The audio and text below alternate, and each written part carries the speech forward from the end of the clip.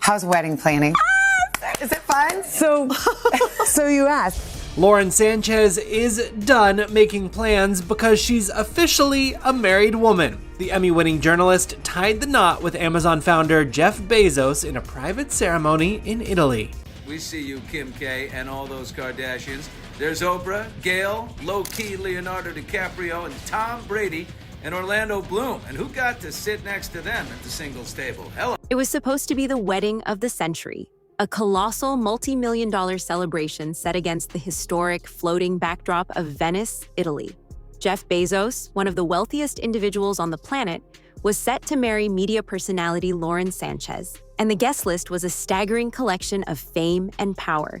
Think of the most exclusive event you can imagine, and this was it.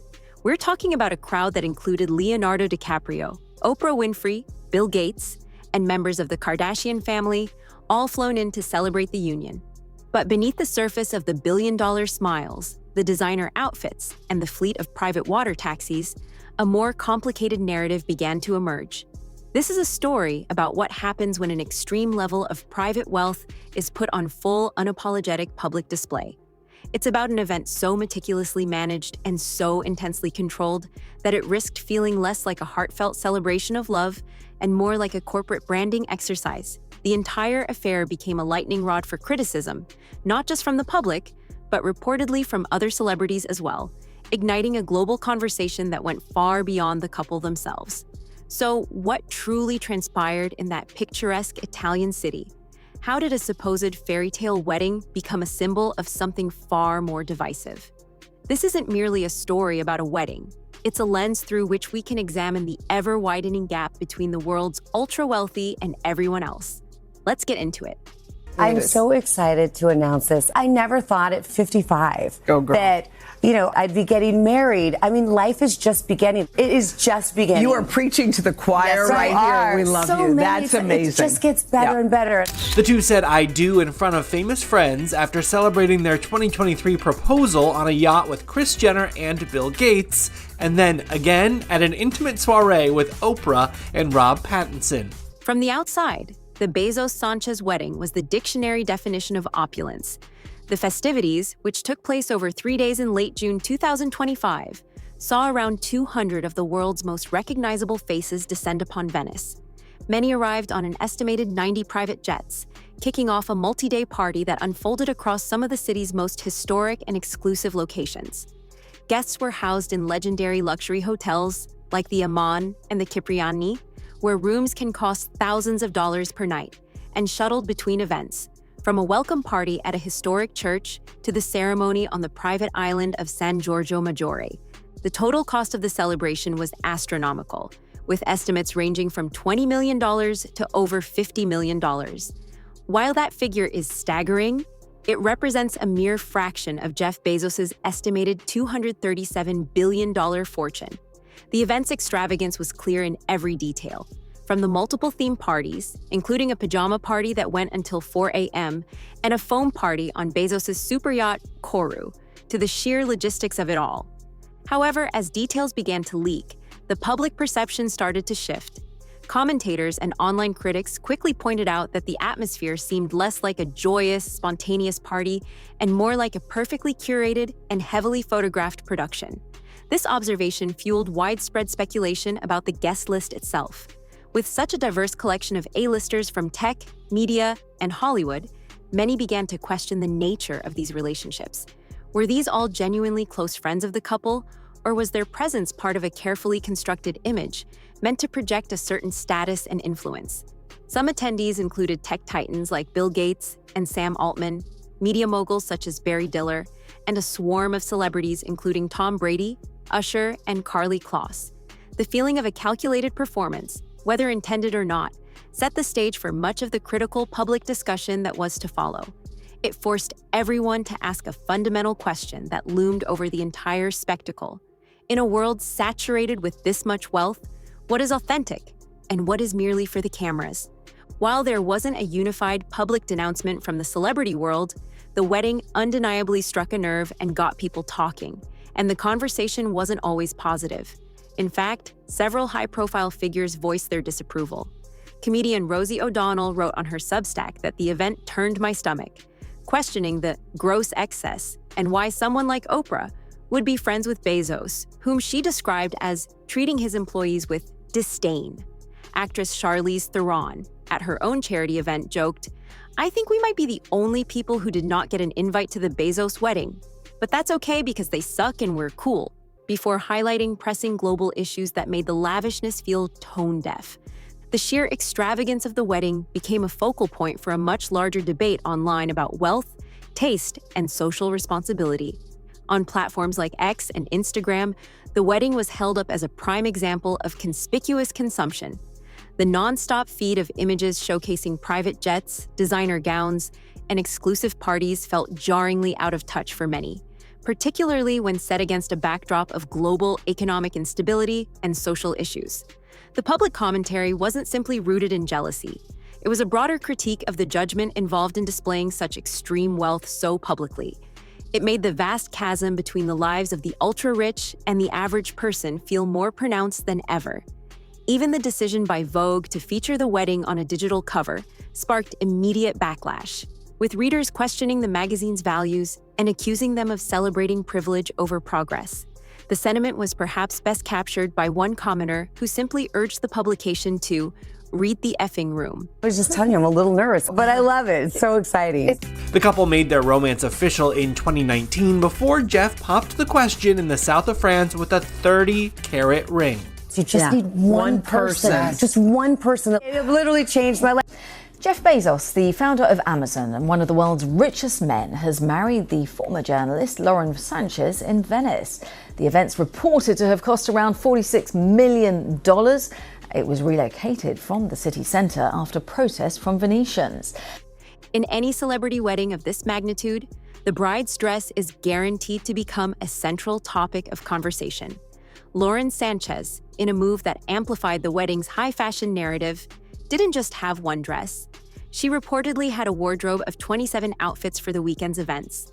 However, it was her main wedding gown, a custom creation by Dolce & Gabbana, that drew the most intense scrutiny.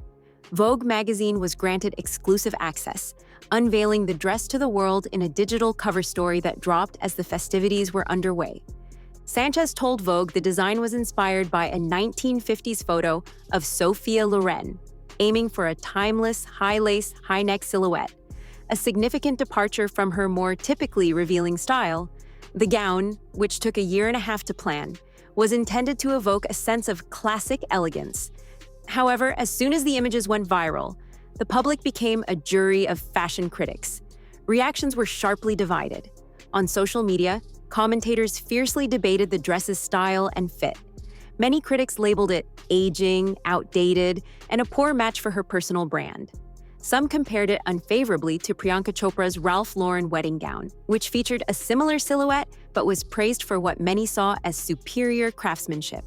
Veteran journalist Katie Couric reportedly commented on an Instagram post, "Welcome to the 80s, when big hair and conspicuous consumption ruled. Apparently tacky is back," a comment she later deleted.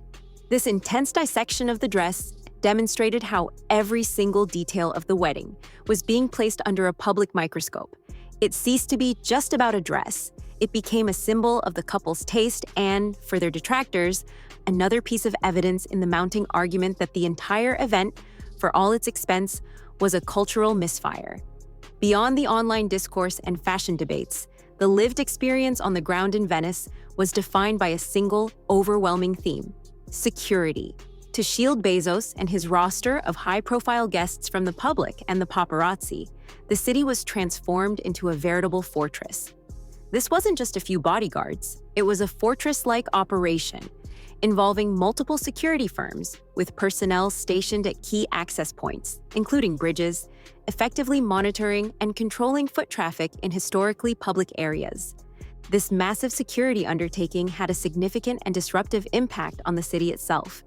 Tourists, and more importantly, local Venetians, found their movements restricted.